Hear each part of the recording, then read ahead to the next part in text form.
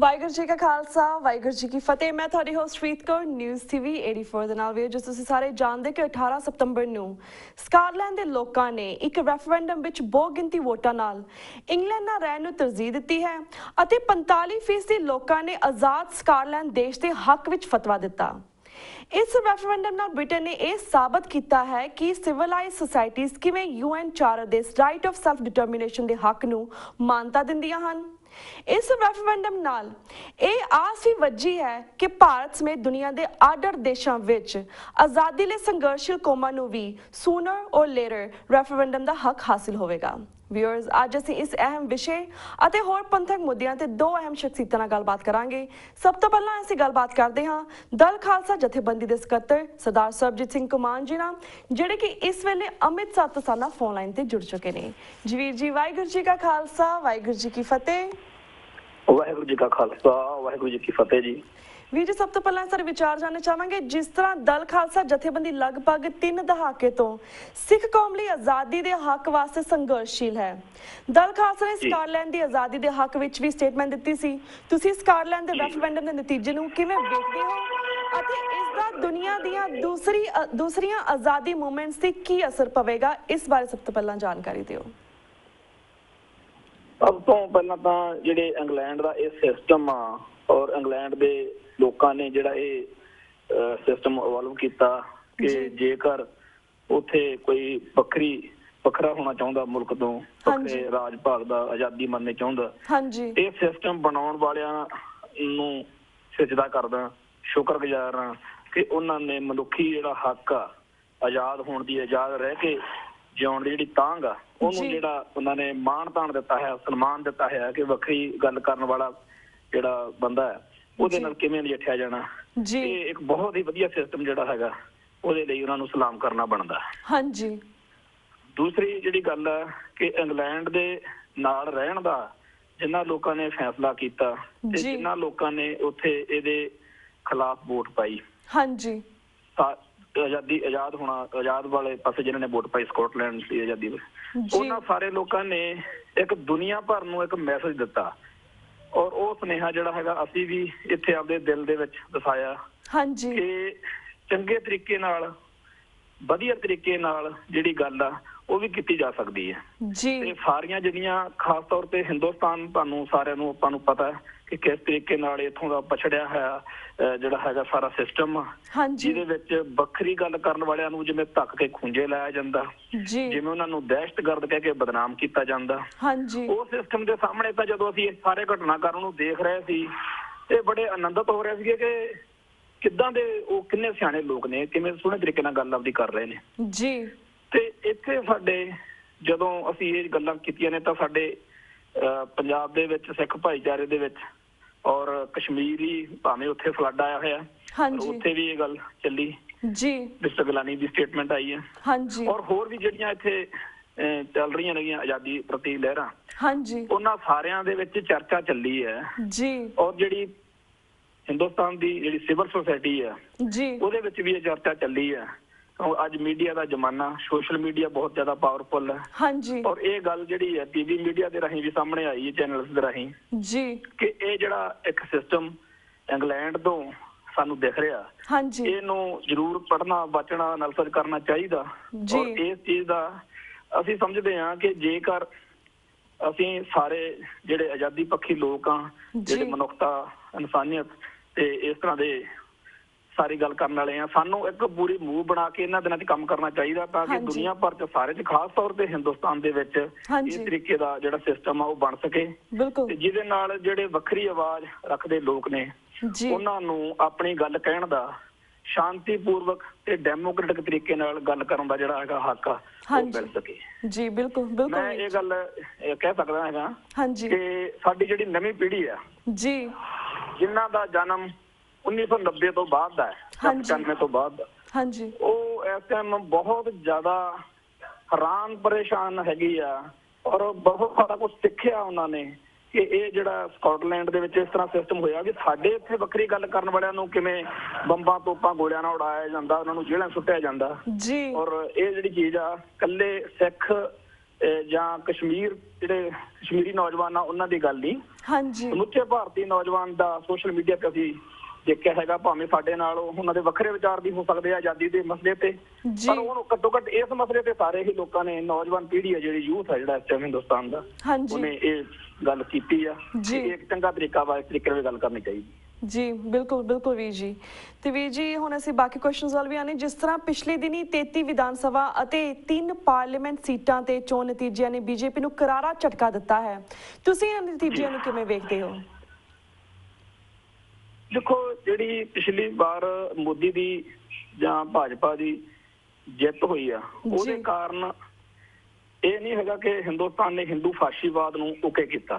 ਉਹ ਜਿਹੜੇ ਦੂਜੇ ਰਾਜਨੀਤਿਕ ਦਲ ਨੇਗੇ, ਉਹਨਾਂ ਦੀਆਂ ਕਮੀਆਂ ਪੇਸ਼ੀਆਂ, ਕਮਜ਼ੋਰੀਆਂ, ਉਹਨਾਂ ਤੋਂ ਅੱਕੇ ਹੋਏ ਲੋਕਾਂ ਨੇ ਜਿਹੜੀ ਨੈਗੇਟਿਵ ਵੋਟ ਆ, ਜਾਣੀ ਕਿ ਉਹਦੇ ਸਿਰ ਦੇ ਉੱਤੇ ਮੋਦੀ ਦੀ ਗਵਰਨਮੈਂਟ ਹੋਣੀ ਚਾਹੀਦੀ ਜੀ। ਤੇ ਜਿਹੜੇ ਉਹਨਾਂ ਨੇ ਵਾਅਦੇ ਕੀਤੇ ਸੀ ਕਿ 100 ਦਿਨ ਦੇ ਵਿੱਚ ਅਸੀਂ ਆਹ ਕਰ ਦਿਆਂਗੇ, ਉਹ ਕਰ ਦਿਆਂਗੇ, ਉਹ ਬੜੇ ਵੱਡੇ ਐਲਾਨ ਔਰ ਸਾਰੀ ਗੱਲ ਤਾਂ ਪਾਸੇ ਆ ਜੀ। ਤੇ ਜਿਹੜੀ ਚੀਜ਼ ਨੂੰ ਆਮ ਮਨੁੱਖ ਕਦੇ ਵੀ ਪਸੰਦ ਨਹੀਂ ਕਰ ਸਕਦਾ, ਰੋਜੀ ਰੋਟੀ ਦਾ ਜਿਹਦਾ ਮਸਲਾ, ਉਹਦੇ ਸਿਰ ਤੇ ਤੁਸੀਂ ਹਿੰਦੂ ਕੱਟੜਵਾਦ ਲਿਆ ਕੇ ਸੁੱਟ ਰਹੇ ਹੋ। ਔਰ ਰਾਮ ਮੰਦਿਰ ਬਣਾ ਲਿਆਂਗੇ, ਸਾਂਝਾ ਸਿਵਲ ਕੋਡ ਬਣਾ ਦਿਆਂਗੇ, ਹਿੰਦੁਸਤਾਨ 'ਚ ਰਹਿਣ ਵਾਲੇ ਸਾਰਿਆਂ ਨੂੰ ਹਿੰਦੂ ਬਣਾ ਦਿਆਂਗੇ, ਏਦਾਂ ਦੀਆਂ ਸਾਰੀਆਂ ਜਿਹੜੀਆਂ ਇਹ ਗੱਲਾਂ ਕਰਕੇ ਉਹ ਚੀਜ਼ ਦੇ ਵਿੱਚ ਉਹ ਲੋਕਾਂ ਨੂੰ ਜਿਹੜਾ ਮਾੜਾ ਮੋਟਾ ਮੋਹ ਜਿਹਾ ਸੀ ਬਣਿਆ, ਉਹ ਮੋਹ ਟੁੱਟ ਗਿਆ। ਤੇ ਆ ਜਿਹੜੀਆਂ ਹੋਣ ਵਾਲੀਆਂ ਇਲੈਕਸ਼ਨਾਂ ਹੈਗੀਆਂ, ਇਹਦੇ 'ਚ ਜਿਹੜਾ ਝਟਕਾ ਲੱਗਿਆ ਹੀ ਆ। ਹੁਣ ਹਰਿਆਣੇ ਤੇ ਮਹਾਰਾਸ਼ਟਰ ਦੇ ਵਿੱਚ ਵੀ ਇਹੀ ਹਾਲ ਜਿਹੜਾ ਹੈਗਾ ਹਸ਼ਰਨ ਦਾ ਹੋਣਾ। ਉਹ ਨੈਗੇਟਿਵ ਵੋਟ ਉਦੋਂ ਮਿਲ ਗਈ, ਉਹਦੀ ਕਰਕੇ ਇਹ ਇੱਕ ਜਿਹੜੀ ਧਿਰ ਵਾ ਸੱਤਾ ਜ਼ਰੂਰ ਆ ਗਈ ਆ, ਪਰ ਨਾ ਇਹ ਭਾਰਤ ਦੇ ਲੋਕਾਂ ਦੀ ਪਸੰਦ ਹੈ ਤੇ ਨਾ ਇਹ ਬਣ ਸਕਦੀ ਹੈ। ਜੀ ਜੀ ਬਿਲਕੁਲ। ਤਾਂ ਵੀਰ ਜੀ ਹੁਣ let's move to next question. ਜਿਸ ਤਰ੍ਹਾਂ ਪਿਛਲੇ ਦਿਨੀ ਦਰਬਾਰ ਸਾਹਿਬ ਨੂੰ ਬੰਬ ਨਾਲ ਉਡਾਉਣ ਦੀ ਧਮਕੀ ਦੇਣ ਵਾਲੇ ਨੂੰ ਪੁਲਿਸ ਨੇ ਗ੍ਰਿਫਤਾਰ ਕਰ ਲਿਆ ਹੈ। ਇਸ ਦਾ ਨਾਮ ਕਮਲ ਵਰਮਾ ਹੈ ਅਤੇ ਇਹ ਮੁਜ਼ੱਫਰਪੁਰ ਯੂਪੀ ਦਾ ਰਹਿਣ ਵਾਲਾ ਹੈ। ਮੀਡੀਆ ਨੇ ਇਸ ਨੂੰ ਇਸਲਾਮਿਕ ਜਥੇਬੰਦੀਆਂ ਨਾਲ ਜੋੜਨ ਦਾ ਯਤਨ ਕੀਤਾ, ਪਰ ਡੋਂਟ ਯੂ ਥਿੰਕ ਕਿ ਆਰਐਸਐਸ ਦਾ ਕਾਰਾ ਹੈ? What do you want to say about this? ਦੇਖੋ, ਜਿਹੜਾ ਅਸੀਮਾਨੰਦ ਸਾਧਵੀ ਪ੍ਰਗਿਆ ਕਰਨਲ ਪੁਰੋਹਿਤ ਵਾਲਾ ਜਿਹੜਾ ਇੱਕ ਸਿਸਟਮ ਸਾਹਮਣੇ ਆਇਆ, ਜਿਹੜਾ ਹਿੰਦੂ ਦਹਿਸ਼ਤਗਰਦ ਇਕੱਠੇ ਹੋ ਕੇ ਇੱਥੇ ਕੰਮ ਕਰਨ ਲੱਗੇ ਹੋਏ ਨੇ, ਜਿਹੜੇ ਆਰਐਸਐਸ ਦੇ ਅਧੀਨ ਚੱਲਦੇ ਨੇ ਜੀ, ਇਹ ਕੋਈ ਵੱਡੀ ਗੱਲ ਨਹੀਂ ਕਿ ਇਹ ਵੀ ਚੱਕਰ ਕੋਈ ਉਹੋ ਜਿਹਾ ਹੀ ਹੋਵੇ। ਅਸੀਂ ਇਹ ਗੱਲ ਠੋਕ ਵਜਾ ਕੇ ਕਹਿੰਦੇ ਹਾਂ ਕਿ 1947 ਤੋਂ ਬਾਅਦ ਵਿੱਚ ਕਿਸੇ ਮੁਸਲਮਾਨ ਨੂੰ, ਕਿਸੇ ਈਸਾਈ ਨੂੰ ਜਾਂ ਕਿਸੇ ਹੋਰ ਨੂੰ ਸਿੱਖਾਂ ਤੋਂ ਜਾਂ ਦਰਬਾਰ ਸਾਹਿਬ ਤੋਂ ਕੋਈ ਸਮੱਸਿਆ ਨਹੀਂ। ਹਿੰਦੂ ਕੱਟੜਵਾਦ ਨੂੰ ਜ਼ਰੂਰ ਪ੍ਰੋਬਲਮ ਆ, ਔਰ ਉਹਨਾਂ ਨੇ 1983 ਜੋ ਕੀਤਾ ਉਹ ਵੀ ਸਾਡੇ ਸਾਹਮਣੇ ਆ, ਤੇ ਸਦਾ ਲਈ ਉਹਨਾਂ ਦੇ ਮਨ ਵਿੱਚ ਜਿਹੜਾ ਸਿੱਖਾਂ ਪ੍ਰਤੀ ਨਜ਼ਰੀਆ ਉਹ ਵੀ ਆਪਾਂ ਨੂੰ ਸਾਰਿਆਂ ਨੂੰ ਜੱਗ ਜ਼ਾਹਿਰ ਆ। ਅਸੀਂ ਬੜਾ ਇਹਦੇ ਤੇ ਦ੍ਰਿੜ ਵਾਂ, ਔਰ ਇਹ ਗੱਲ ਸਾਰੀ ਸਿੱਖ ਜਗਤ ਨੇ ਵੀ ਪ੍ਰਵਾਨ ਕੀਤੀ ਹੋਈ ਆ ਕਿ ਕਿਸੇ ਇਸਲਾਮਿਕ ਜਥੇਬੰਦੀ ਦਾ ਇਸ ਗੱਲ ਨਾਲ ਕੋਈ ਸੰਬੰਧ ਨਹੀਂ ਜੀ। ਤੇ ਇਹ ਜਦੋਂ ਹੁਣ ਬੰਦਾ ਫੜਿਆ ਗਿਆ, ਜਿਹੜੀ ਸਟੋਰੀ, ਜਿਹੜੀ ਕਹਾਣੀ ਦੱਸੀ ਜਾ ਰਹੀ ਆ, ਉਹਦੇ ਉੱਤੇ ਵੀ ਇੱਥੇ ਕੱਲ ਹੁਣ ਇੱਥੇ ਸਵੇਰ ਆ ਭਾਰਤ ਵਿੱਚ, ਜਿੱਥੋਂ ਅੰਮ੍ਰਿਤਸਰ ਤੋਂ ਮੈਂ ਬੋਲ ਰਿਹਾ, ਔਰ ਇਹ ਹੁਣ ਤੋਂ 12-13 ਘੰਟੇ ਪਹਿਲਾਂ ਜਦੋਂ ਇਹ ਖਬਰ ਫਲੈਸ਼ ਹੋਈ ਆ ਕਿ ਬੰਦਾ ਫੜਿਆ ਗਿਆ, ਤੇ ਉਹਦੀ ਕਹਾਣੀ ਦੱਸੀ ਆ ਕਿ ਜੀ ਉਹਦਾ ਬੈਗ ਚੋਰੀ ਹੋ ਗਿਆ ਸੀ ਦਰਬਾਰ ਸਾਹਿਬ ਆਏ ਦਾ, ਤੇ ਉਹਨੇ ਜੀ ਫਿਰ ਗੁੱਸੇ 'ਚ ਆ ਕੇ ਇਹ ਕਾਰਾ ਕਰਦਾ। ਇਸ ਚੀਜ਼ ਨੂੰ ਕਿਸੇ ਨੇ ਵੀ, ਇਸ ਕਹਾਣੀ ਨੂੰ ਪਸੰਦ ਨਹੀਂ ਕੀਤਾ, ਪ੍ਰਵਾਨ ਨਹੀਂ ਕੀਤਾ। ਲੋਕਾਂ ਨੂੰ ਯਕੀਨ ਆ ਕਿ ਇਹਦੇ ਪਿੱਛੇ ਅਸਲ ਕਹਾਣੀ ਕੋਈ ਆ ਹੋਰ ਨਿਕਲਣੀ ਹੈ, ਔਰ ਉਹਨੂੰ ਪੂਰਾ ਹੁਣ ਲੁਕਾਉਣ ਤੇ ਜ਼ੋਰ ਲਾਇਆ ਜਾਊਗਾ, ਕਿਉਂਕਿ ਉੱਪਰ ਮੋਦੀ ਦੀ ਗਵਰਨਮੈਂਟ ਆ, ਹੇਠਾਂ ਇੱਥੇ ਜਿਹੜਾ ਬਾਦਲ ਸਰਕਾਰ ਆ, ਇਹ ਦੋਨਾਂ ਆਪਣੀ ਝੋਕ ਜਿਹੜੀ ਆ। ਇਸ ਮਾਹੌਲ ਦੇ ਵਿੱਚ ਇੱਕ ਗੱਲ ਬੜੀ ਜਿਹੜੀ ਮੈਂ ਕਹਿਣੀ ਚਾਹੁੰਦਾ ਉਹ ਹੈਗੀ ਆ ਕਿ ਜਿੰਨਾ ਜਦੋਂ ਇਹ ਘਟਨਾ ਦਾ ਪਤਾ ਲੱਗਿਆ ਲੋਕਾਂ ਨੂੰ ਕਿ ਏਦਾਂ ਕੋਈ ਥ੍ਰੈਟ ਆਈ ਆ, ਹਰ ਇੱਕ ਬੰਦੇ ਨੂੰ ਇੱਕੋ ਹੀ ਸੀ ਕਿ ਜਾਂ ਇਹ ਭਾਰਤੀ ਖੁਫੀਆ ਏਜੰਸੀਆਂ ਦਾ ਕੋਈ ਚੱਕਰਵਿਊਹ ਆ, ਜਾਂ ਇਹ ਹਿੰਦੂ ਕੱਟੜਵਾਦੀਆਂ ਦਾ ਕੋਈ ਕਹਾਣੀ ਆ। ਇਹ ਜਿਹੜੀ ਸਿੱਖਾਂ ਦੇ ਮਨ ਦੇ ਵਿੱਚ ਅਸਲੀਅਤ ਜਿਹੜੀ ਆ ਕਿ ਹਿੰਦੂ ਜਥੇਬੰਦੀਆਂ ਇਹ ਕਰ ਸਕਦੀਆਂ ਨੇ ਜਾਂ ਭਾਰਤੀ ਖੁਫੀਆ ਏਜੰਸੀਆਂ, ਇਹ ਇੱਕ ਬੜੀ ਵੱਡੀ ਗੱਲ ਵਾ ਕਿ ਹੁਣ ਸਿੱਖਾਂ ਨੂੰ ਇਹਨਾਂ ਬਾਰੇ ਬੜੀ ਜੀ ਬਿਲਕੁਲ। ਤਾਂ ਮੈਂ ਵੀਰ ਜੀ ਜਿਸ ਤਰ੍ਹਾਂ ਲਾਈਕ ਹੁਣ ਬੀਜੇਪੀ ਚੋਣਾਂ ਜਿਸ ਤਰ੍ਹਾਂ ਉਹਨਾਂ ਨੇ ਹਾਰ ਹੋਈ ਆ, ਉਹਨਾਂ ਦੀ whatever is happening, ਮੋਦੀ ਦੀ ਜਿਹੜੀ ਵੇਵ ਆ ਪੁੱਠੀ ਪੈਣ ਲੱਗ ਪਈ ਆ। ਇਟ ਇਜ਼ ਵੈਰੀ ਟਰੂ ਕਿ ਇੰਡੀਆ ਦੇ ਲੋਕ ਕਾਫੀ ਉਹਨਾਂ ਦੇ ਵਿੱਚ ਅਵੇਅਰਨੈਸ ਆਉਣ ਲੱਗ ਪਈ ਹੈ। ਦੇ ਆਰ ਰੀਅਲਾਈਜ਼ਿੰਗ ਕਿ ਇਸ ਲੀਡਰਸ਼ਿਪ ਨਾਲ ਕੁਝ ਨਹੀਂ ਹੋਣਾ ਇੰਡੀਆ ਦੇ ਵਿੱਚ। ਆਲਸੋ ਵੀਰ ਜੀ ਲਾਈਕ ਜਿਸ ਚੀਜ਼ ਸਾਡਾ ਡਰ ਹੈਗਾ ਵਾ ਕਿ ਜਿਸ ਤਰ੍ਹਾਂ ਦਰਬਾਰ ਸਾਹਿਬ ਦੇ ਵਿੱਚ ਅਗਰ ਇੱਕ ਵਾਰੀ ਬੈਗ ਰੱਖ ਸਕਦੇ ਨੇ ਜਾਂ ਦਰਬਾਰ ਸਾਹਿਬ ਨੂੰ ਬੰਬ ਨਾਲ ਉਡਾਉਣ ਦੀ ਕੋਸ਼ਿਸ਼ ਕਰ ਸਕਦੇ, ਡੋਂਟ ਯੂ ਥਿੰਕ ਕਿ ਏਦਾਂ ਦੇ ਲੋਕ ਵਾਪਿਸ ਵੀ ਕਰ ਸਕਦੇ? ਬਿਕੋਜ਼ ਕਾਂਗਰਸ ਨੇ ਤਾਂ ਆਲਰੇਡੀ ਇਹ ਕਾਰਾ ਕਰ ਚੁੱਕੇ ਆ ਆਲਰੇਡੀ 84 ਦੇ ਵਿੱਚ ਸਾਨਾ ਜੋ ਘੱਲੂਘਾਰਾ ਕੀਤਾ ਸੀ, ਡੋਂਟ ਯੂ ਥਿੰਕ ਆਰਐਸਐਸ ਫਿਰ ਤੋਂ ਇਸ ਤਰ੍ਹਾਂ ਦਾ ਕੰਮ ਕਰ ਸਕਦੀ? ਇਸ ਨੂੰ ਕਿਸ ਤਰ੍ਹਾਂ ਅਸੀਂ ਰੋਕ ਸਕਦੇ ਹਾਂ?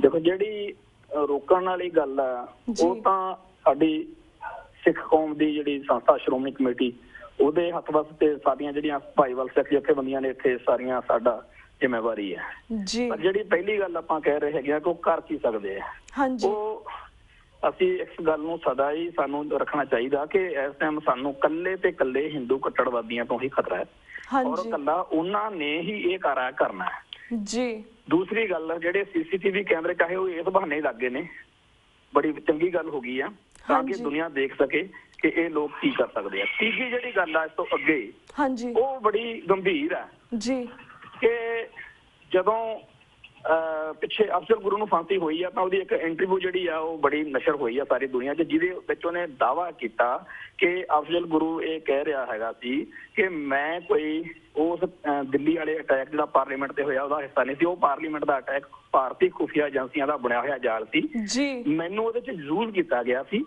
ਮੈਂ ਉਹਦੇ 'ਚ ਕੋਈ as a terrorist as a Kashmiri radical ਸਾਹਿਬ ਨਹੀਂ ਸੀ। ਤੇ ਉਹ ਇਹਨਾਂ ਨੇ 5 ਬੰਦੇ ਇੱਕ ਟਰੈਪ ਕਰਕੇ ਪੂਰਾ ਪਲਾਨ ਬਣਾ ਕੇ ਆਪ ਹੀ ਸਾਰਾ ਕੁਝ ਕਰਵਾ ਕੇ ਕੀਤਾ। ਤੇ ਇਹੋ ਜਿਹੀ ਗੱਲ ਇਹ ਇੱਥੇ ਵੀ ਕਰ ਸਕਦੇ ਆ। ਭਾਰਤੀ ਖੁਫੀਆ ਏਜੰਸੀਆਂ ਦਾ ਜਿਹੋ ਜਿਹਾ ਸਿਸਟਮ ਹੈਗਾ ਇੱਥੋਂ ਇੱਕ ਨਹੀਂ ਹਜ਼ਾਰਾਂ ਹੀ ਉਦਾਹਰਨਾਂ ਮਦਦ ਦਿੱਤੀਆਂ ਜਾ ਸਕਦੀਆਂ ਨੇ ਜਦੋਂ ਇਹਨਾਂ ਨੇ ਖੁਫੀਆ ਏਜੰਸੀਆਂ ਨੇ ਇਸ ਤਰ੍ਹਾਂ ਦੇ ਟਰੈਪ ਬਣਾਏ ਜਿਹਦੇ ਵਿੱਚ ਮਤਲਬ ਆਪਦਾ ਮਤਲਬ ਹੱਲ ਕਰਨ ਦੇ ਲਈ, ਆਪਦੇ ਸਵਾਰਥ ਸਿੱਧ ਕਰਨ ਦੇ ਲਈ ਇਹਨਾਂ ਨੇ ਕੋਈ ਨਾ ਕੋਈ ਕਾਰਾ ਕੀਤਾ ਵਾ ਔਰ ਲੋਕਾਂ ਨੂੰ ਯੂਜ਼ ਕੀਤਾ ਵਾ। ਔਰ ਬੜੀਆਂ ਹੀ ਜਿਹੜੀਆਂ ਟ੍ਰੈਜਿਕ ਸਟੋਰੀਆਂ ਜੇਲ੍ਹਾਂ ਦੇ ਵਿੱਚ ਬੈਠੇ ਇਸ ਟਾਈਮ ਕਈ, ਤੇ ਉਹ ਸਾਰੀ ਗੱਲਬਾਤ ਜਿਹੜੀ ਹੈਗੀ ਆ ਉਹਦੇ ਆਧਾਰ ਤੇ ਸਾਨੂੰ ਸਦਾ ਹੀ ਚਤੰਨ ਰਹਿਣ ਦੀ ਲੋੜ ਆ। ਇਹ ਕੋਈ ਵੀ ਕਾਰਾ ਕਰਨ ਦੇ ਸਮਰੱਥ ਨੇਗੇ ਔਰ ਕਰਦੇ ਰਹੇ ਨੇ ਤੇ ਇਹਨਾਂ ਨੇ ਰੁਕਣਾ ਤਾਂ ਹੈ ਨਹੀਂ, ਤਾਂ ਸਾਨੂੰ ਜਿਹੜਾ ਅਲਰਟ ਆ ਸਾਨੂੰ ਸਦਾ ਚਤੰਨ ਰਹਿਣ ਦੀ ਲੋੜ। ਹਾਂਜੀ ਬਿਲਕੁਲ ਬਿਲਕੁਲ ਵੀਰ ਜੀ। ਤੇ ਵੀਰ ਜੀ we have 1 minute left at the end I would like to ask ਕਿ ਜਿਸ ਤਰ੍ਹਾਂ ਕਸ਼ਮੀਰ ਦੇ ਵਿੱਚ ਇੰਨੇ ਹੜ੍ਹ ਆਏ ਨੇ, ਇੰਨੀ ਭਾਰੀ ਤਬਾਹੀ ਹੋਈ ਹੈ, ਤੇ ਜ਼ੈਨ ਯੂਨੀਵਰਸਿਟੀ ਦੇ ਕਾਉਂਸਲਰ ਸੀਗੇ ਮਿਸਟਰ ਕੋਲ ਨੇ ਇਸ ਕਸ਼ਮੀਰੀ ਪੀੜਤਾਂ ਦੀ ਮਦਦ ਲਈ ਜਿਹੜੀ ਅਪੀਲ ਕੀਤੀ ਸੀ, ਸਿਰਫ ਉਹਦੇ ਖਾਤਰ ਹੀ ਜਿਹੜੇ ਹਿੰਦੂ ਜਨੂਨੀਆਂ ਨੇ ਉਹਨਾਂ ਨੂੰ ਮਾਰਿਆ, ਉਹਨਾਂ ਨੂੰ ਬਹੁਤ ਜ਼ਿਆਦਾ ਜ਼ਖਮੀ ਕੀਤਾ। Within 1 minute what do you want to say about that? ਦੇਖੋ ਜੀ, ਸਿੱਖ ਨੇ ਆਪਣੀ ਜ਼ਿੰਮੇਵਾਰੀ ਪੂਰੀ ਤਰ੍ਹਾਂ ਨਿਭਾਈ ਹਾਂਜੀ, ਤੇ ਇਸ ਗੱਲ ਦੀ ਸਾਰੀ ਦੁਨੀਆ ਨੇ ਸਿੱਖ ਕੌਮ ਨੂੰ ਸ਼ਾਬਾਸ਼ ਦਿੱਤੀ ਹੈ। ਔਰ ਜਿਹੜੇ ਇਹ ਲੋਕ ਨੇ ਜਿਹੜੇ ਕਹਿੰਦੇ ਆ ਜੀ ਸਾਡਾ ਮੁਲਕ ਅਸੀਂ ਇੰਜ, ਕਿਸੇ ਮੰਦਿਰ ਚੋਂ ਕਿਸੇ ਇਸ ਤਰ੍ਹਾਂ ਦੇ ਹਿੰਦੂ ਕੱਟੜਵਾਦੀ ਨੇ ਜਾਂ ਕਿਸੇ ਇਸ ਤਰ੍ਹਾਂ ਦੇ ਹੋਰ ਥਾਂ ਤੋਂ ਸੰਸਥਾ ਤੋਂ ਕੋਈ ਇੱਕ ਨਵੇਂ ਪੈਸੇ ਦੀ ਮਦਦ ਕਸ਼ਮੀਰ ਵਾਸਤੇ ਨਹੀਂ ਗਈ ਤੇ ਨਾ ਹੀ ਕੋਈ ਇਹੋ ਜਿਹੀ ਸੰਭਾਵਨਾ, ਕਿਉਂਕਿ ਇਹ ਲੋਕ ਲੈਣਾ ਜਾਣਦੇ ਆ, ਇਹ ਲੋਕ ਵੰਡਣਾ ਜਾਂ ਦਾਨ ਕਰਨ ਦੀ ਬਿਰਤੀ ਨਹੀਂ ਜਾਣਦੇ ਜੀ ਜੀ ਜੀ। ਤਾਂ ਥੈਂਕ ਯੂ ਸੋ ਮਚ ਵੀਰ ਜੀ ਕਿ ਤੁਸੀਂ ਆਪਣੇ ਵਿਚਾਰ ਸਾਡੇ ਦਰਸ਼ਕਾਂ ਨਾਲ ਸਾਂਝੇ ਕੀਤੇ। ਵਕਤ ਹੋ ਗਿਆ ਤੁਹਾਡੇ ਕੋਲ ਇਜਾਜ਼ਤ ਲੈਣ ਦਾ, ਹੁਣ ਇੱਥੇ ਇਜਾਜ਼ਤ ਲੈਂਦੇ ਹਾਂ ਜੀ। ਵਾਹਿਗੁਰੂ ਜੀ ਕਾ ਖਾਲਸਾ, ਵਾਹਿਗੁਰੂ ਜੀ ਕੀ ਫਤਿਹ। ਵਿਊਅਰਸ, ਵਕਤ ਹੋ ਗਿਆ ਇੱਕ ਛੋਟੇ ਜਿਹੇ ਬ੍ਰੇਕ ਦਾ। Keep watching News TV 84. We'll be right back after a short break.